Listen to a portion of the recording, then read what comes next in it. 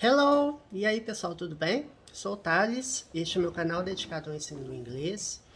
A partir de hoje eu vou começar uma série de gramática, mas focado em exemplos. Então a gente vai ver uma série de frases e vamos explorar a gramática a partir delas. Nós vamos começar hoje com phrasal verbs, com verbos frasais, alright? Let's get going. Vamos começar? Sem mais delongas. Bom, eu coloquei aqui uma série de frases para a gente explorar o significado, tá? São phrasal verbs. E o que são phrasal verbs? São expressões compostas por verbo e preposição, tá?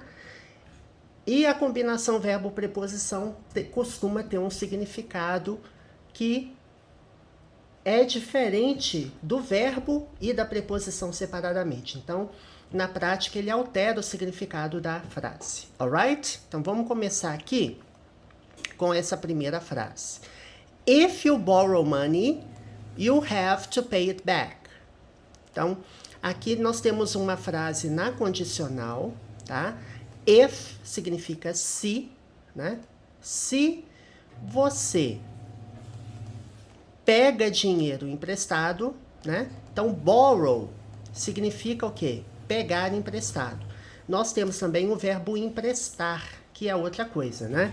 Eu vou colocar aqui como observação para vocês verem. Lend. Lend é emprestar. E borrow é pegar emprestado, tá? If you borrow money, you have to pay it back. Então, se você pega dinheiro emprestado, vírgula, você tem que pagar de volta. Então, nós temos aqui um phrasal verb, que é a combinação do verbo pay com a preposição back, né? Então, you have to pay it back. Você tem que. Então, have to significa uma obrigação, algo que você tem que fazer, né? You have to do something. Você tem que fazer alguma coisa. Então, você tem que pagar de volta. Alright? E o verbo pay é o verbo pagar. Quando eu combino com a preposição back, back significa retorno, de volta, né? Tem vários significados. Pode ser também o substantivo que a gente fala, as costas, né? Oh, my back hurts. Minhas costas doem, por exemplo. Então, pay it back. Pagar de volta o quê? O dinheiro. Então, nós temos aqui, ó, um pronome adjetivo, um pronome objetivo ou pronome objeto,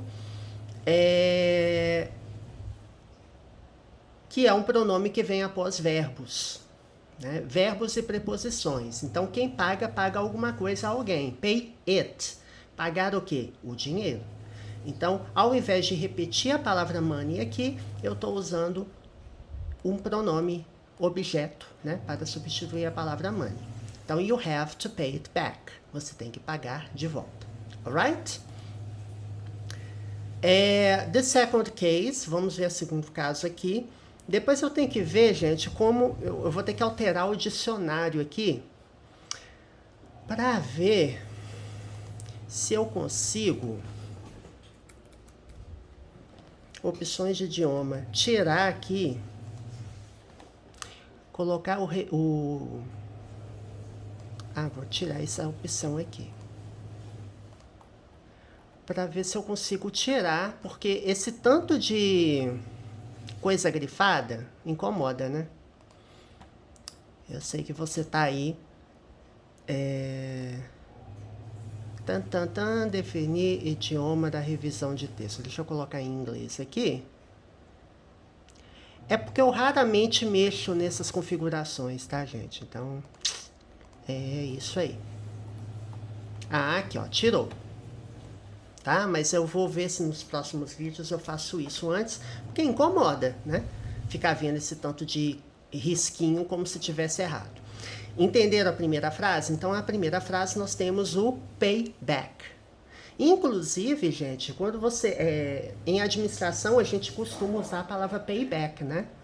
Existe a palavra payback, que é o retorno né? Qual que é o período de payback? Payback se refere a quanto tempo o projeto vai se pagar, né?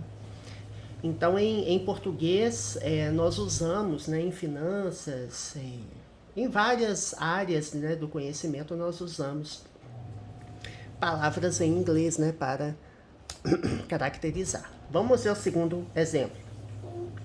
My first job was in a travel agency. I didn't like it much at the time, but looking back on it, I learned a lot and it was a useful experience. Bom, tem muita coisa para a gente explorar aqui. Lógico que o foco vai ser o phrasal verb, né, que nós vamos identificar aqui nesse trecho, mas vamos explorar aqui frase por frase. My first job. Job é emprego, certo? My first job, meu primeiro emprego. My first job. My é um pronome adjetivo, né? Está acompanhando aqui o substantivo job. Então, my job, meu emprego, né? Meu trabalho. My first job, meu primeiro emprego, meu primeiro trabalho. E first significa primeiro em inglês, né? É um número ordinal. Então, my first job was. Aqui nós temos o verbo to be no passado. Ele pode ser was ou were. No caso aqui, o verbo ele é was, porque my first job ele pode ser substituído pelo pronome it.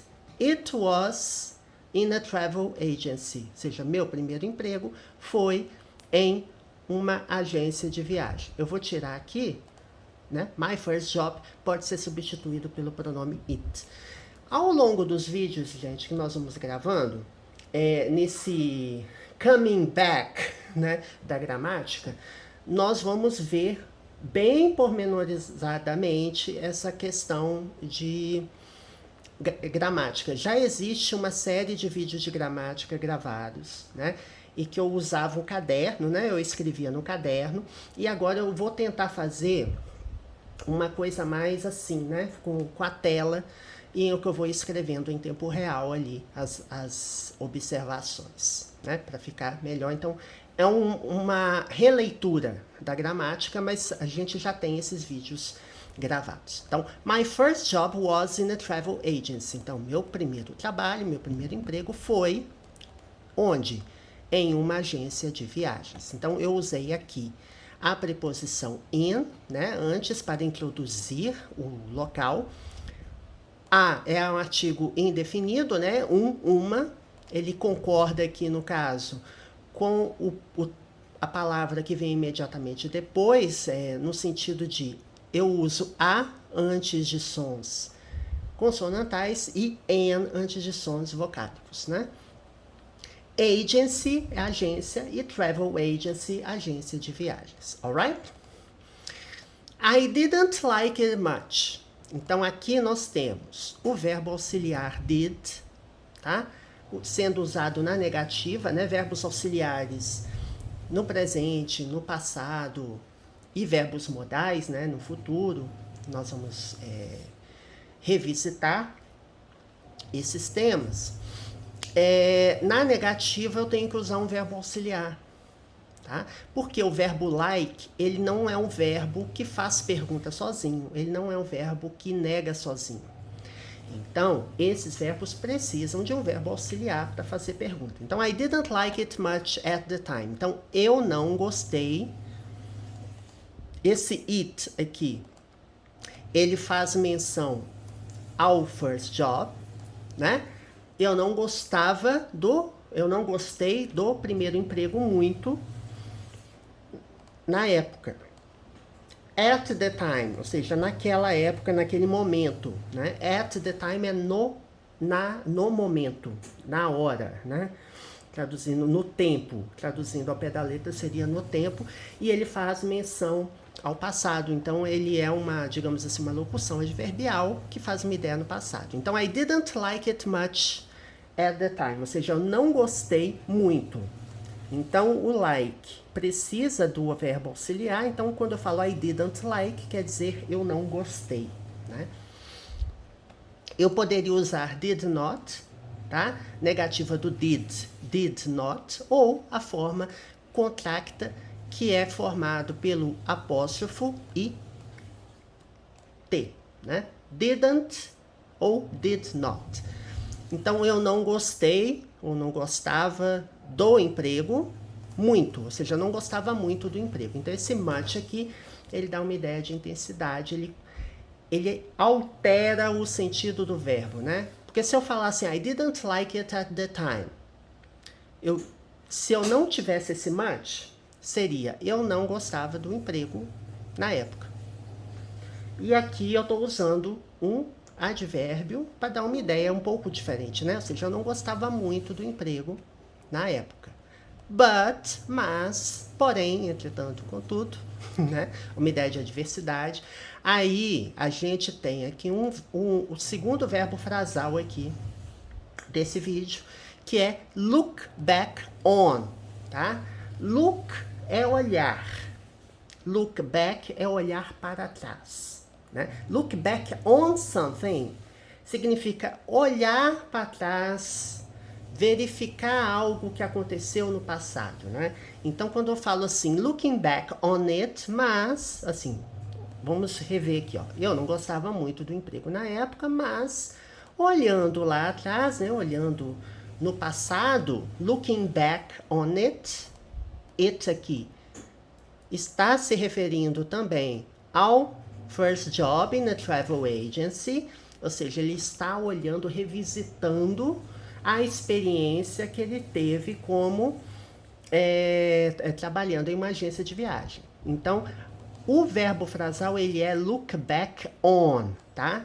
Ele é uma combinação de é um verbo, look, back é uma preposição e outra preposição que é on, tá? Então, quando você fala look back, tem que ser look back on something, né? Ou seja, olhar para trás, ou digamos assim, refletir, olhando para trás, é referente a alguma coisa, algum evento que ocorreu no passado, alguma situação que você teve no passado. Olhando para trás, né? I learned a lot. Então, aqui nós temos duas coisas. Uma que eu esqueci de falar, que é o verbo com ing, que tem uma ideia contínua. Aqui ele tem uma ideia no contínuo, né? É correspondente ao NDO do português, o gerúndio, né? Olhando para trás, olhando no passado, vírgula.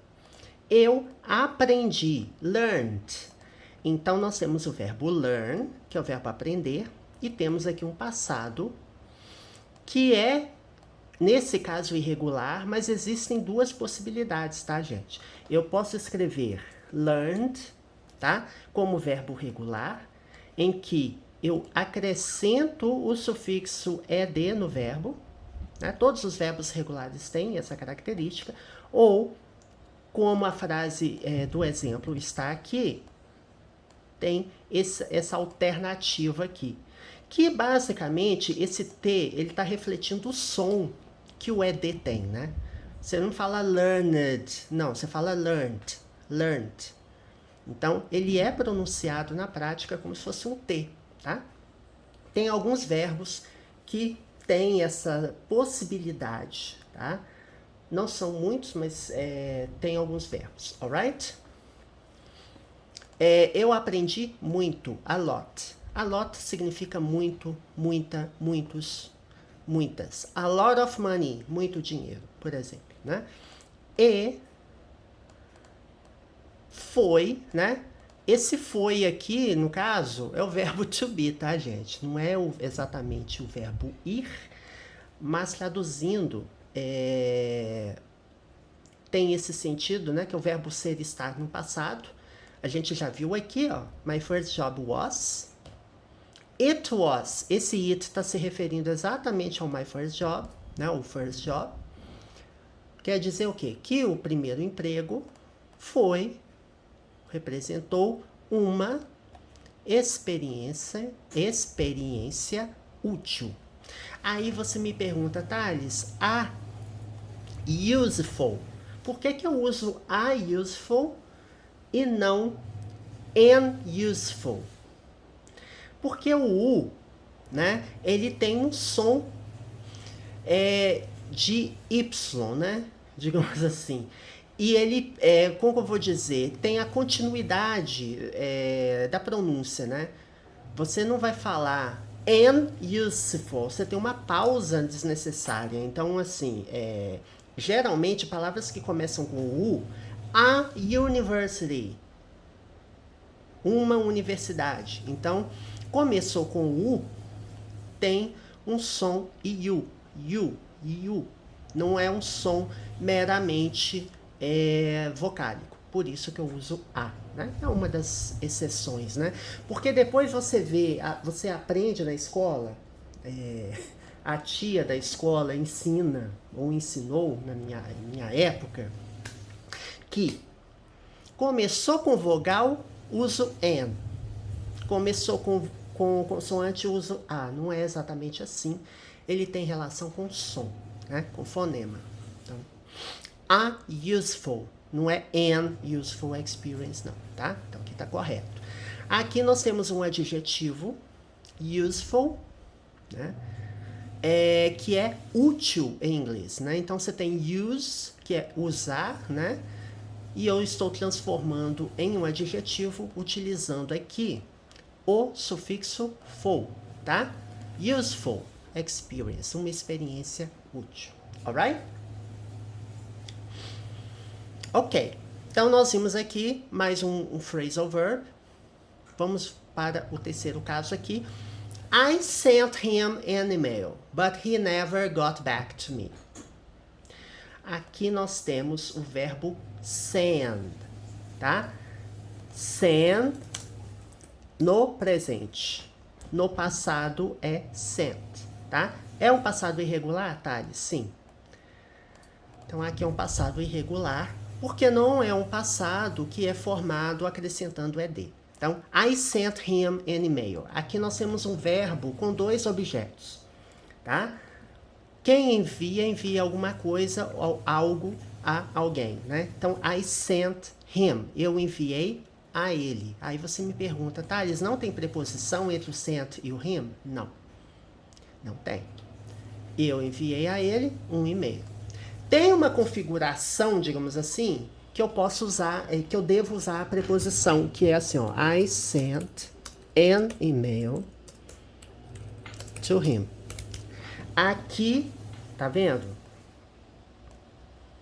Eu uso a preposição to. Então, quando você consulta gramáticas, o que elas costumam explicar? I sent somebody something. Ou seja, eu enviei a alguém alguma coisa. Quando o objeto referente à pessoa vem antes do objeto referente à coisa, situação, objeto, eu não uso preposições. Então, em que pese eu ter dois objetos, né, para o verbo sent, eu não uso preposição. Agora aqui, por sua vez, eu uso. I sent an email to him. Eu enviei, aliás, I sent, né, gente, perdão. I sent an email to him. Eu enviei um e-mail a ele. Nesse caso, quando eu tenho verbo send, tenho um objeto something, alguma coisa, e tenho outro objeto somebody, eu tenho que colocar a preposição to, tá? Então, esse tipo de coisa é bem comum, né, no inglês, se você tem um verbo com dois objetos. Nem sempre os objetos são... você pode trocar a ordem dos objetos, nem sempre. Então, tem que tomar cuidado, tá bom? A gente vai ver, à medida que a gente for estudando os temas, vamos explorar melhor, tá? I sent him an email. Então, eu enviei a ele um e-mail. Então, aqui eu usei an, email, som consonantal. But he never got back to me. Mas, né, ele nunca got back to. Esse got é passado de qual verbo? É um verbo irregular, tá? Get. Get, got. Então, o passado dele é got. Verbo no presente, ou bare infinitive, get. E no passado tem o got. Então, he never got back to me. Ele nunca... Get back significa vir de volta, tá? Retornar, né? Get back significa geralmente retorno a alguma coisa. Então, quando eu falo he never got back, quer dizer que ele nunca retornou para mim, né? He never got back to me. Ele nunca retornou para mim. Retornou o quê? O e-mail, porque eu enviei a ele um e-mail, mas ele nunca retornou, tá? Alright? Então, esse aqui é um outro phrasal verb, que o verbo é get back. I waved to her. I waved to her. Wave tem vários significados, né? Wave pode ser onda e pode ser acenar, né? Dar um tchauzinho. I waved to her. Eu dei um tchauzinho ou acenei para ela. I waved to her. O verbo é wave, tá? E o passado dele é só acrescentando de. Por quê? Porque o verbo já termina com E. Verbos regulares que já terminam com E, o passado deles é feito acrescentando somente a letra D. Então, I waved to her, eu acenei a ela. Her aqui é um pronome objeto, tá? Que ele vem após preposições, após verbos e preposições, e se refere a ela. And she waved back. E ela acenou de volta. Então, wave back.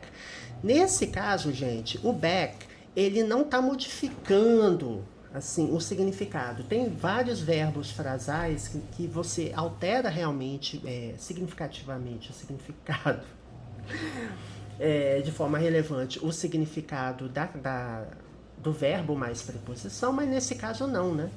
Porque wave, acenar, wave back, acenar de volta, tá? Another example. I can talk to you now. Can é o verbo poder. Nós vamos estudar de novo, tá? Nós vamos revisitar. Já tem vídeo sobre isso. Quando eu falo já tem vídeo sobre isso, é por quê? Porque eu já gravei um curso completo de inglês, tá? Estou revisitando todos os conteúdos nesse formato computador, né? Mas utilizando outras referências. Então, vai ser um curso diferente, mas semelhante, porque ele vai conter todos os tópicos essenciais de uma gramática padrão. Então, esse é o primeiro vídeo, mas eu vou salvá-lo na gramática básica, que é uma playlist que a gente já gravou completa. Tem mais de 200 vídeos lá. Can é o verbo poder, tá? Can, eu vou resumir, tá? Mas mais para frente a gente vai visitar de novo. Can é um verbo modal que significa poder, no sentido de possibilidade, capacidade ou habilidade e permissão. Nesse caso, é no sentido de possibilidade. A pessoa, I can't talk to you now. Ou seja, eu não posso conversar com você agora.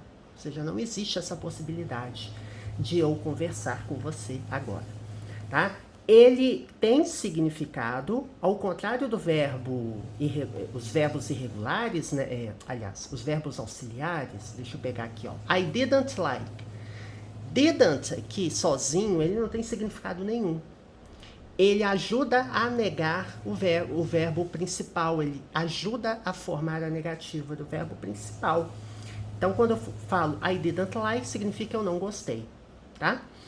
Agora aqui, I can't. Can't é o verbo poder, então ele tem um significado sozinho.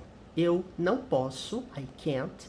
Tem uma outra possibilidade de você usar a negativa, que é isso aqui, ó, cannot, tá? Que você coloca o can e o not e junta numa palavra só. Ou a forma abreviada, tá? Com apóstrofo e o T. Eu não posso conversar com você, né? Talk é o verbo conversar. E talk, ele exige a preposição to. Então, talk to you, conversar com você, né? Então, assim, você não pode usar, por exemplo, talk with. Não, não existe talk with. É talk to. Por que é assim, Thales? Porque vários verbos têm regências com preposição diferentes. Igual no português, a gente tem regência nominal, regência verbal, regência verbo nominal, e tem umas situações que a gente tem que memorizar. Pois é, o inglês está cheio disso. Mas a boa notícia é que eu não recomendo você ficar memorizando de forma não natural. Você fala, talk, preposição to. Não, por quê? Existem verbos que têm mais de uma regência, né? Verbos que permitem usar mais de uma preposição com significados diferentes. Tem verbo que é só uma preposição que é usada. Então, é melhor você aprender pelo exemplo, tá? Então, retomando. I can't talk to you. Não, eu não posso conversar com você agora. I'll. O que é esse I'll? I'll é a abreviação de I will. Will é um verbo que sozinho ele não tem significado, mas que ele, juntando com o verbo principal, ele leva o verbo principal para o futuro. Então, call é o verbo ligar, certo? Call back, que é o phrasal verb que a gente vai aprender dessa frase. O que é call back? Call é ligar, certo? Ligar de ligação telefônica. Call back, ligar de volta. É como se fosse retornar a ligação, né? Então, quando eu falo I'll call you back, significa eu ligarei, né? Esse I'll, que é a abreviação de I will, é uma ideia no futuro. Então, eu ligarei para você de volta. I'll call you back. In 10 minutes. Em 10 minutos. Tá? Bom, a gente vai ver mais um exemplo nesse vídeo. Depois eu vou gravar mais vídeos, tá, gente? Pra gente poder explorar. When the children finished playing with their toys, they put them away. Então, when, pronome que significa quando. Quando as crianças, when the children finished playing. Children é um plural irregular, tá, gente? O singular de children é child. Essa parte só em vermelho aqui, ó. Child é o singular. Children, crianças, plural. Plural irregular. Finished. Aqui nós temos o verbo terminar, ou acabar, né? Terminar no passado. Por quê? Temos aqui um sufixo ed, finished. Quando as crianças terminaram ou acabaram de brincar com os seus brinquedos, né? Então, play aqui é jogar, brincar. Aí você me pergunta, por que tem ing? Existem verbos em inglês que, quando eu tenho dois verbos, né? Existe uma série de... na verdade, são vários verbos que têm essa possibilidade. Ou, na verdade, não é nem possibilidade, é uma obrigação. Tem verbos que exigem que, se eu tiver um verbo depois, esse verbo vem com ing. E esse ing não é uma ideia no contínuo. Não é gerúndio.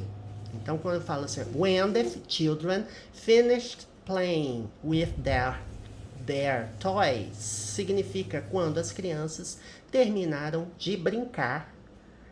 Tem até uma ideia infinitivo, né?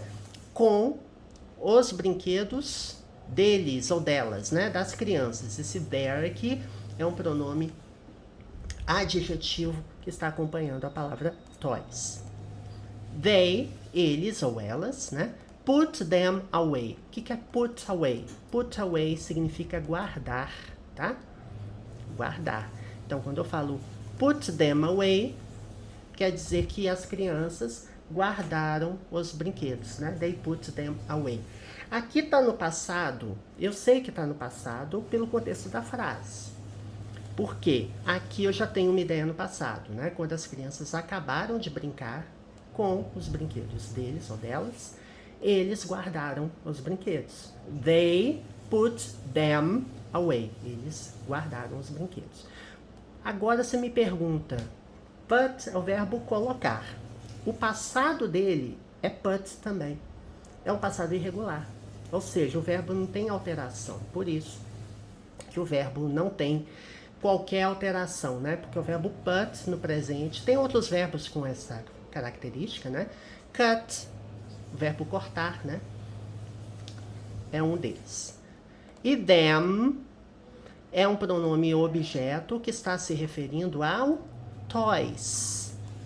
Their toys. Ou seja, eles guardaram os brinquedos. They put them, eles ou elas, no caso, os brinquedos. Put away, guardar os brinquedos.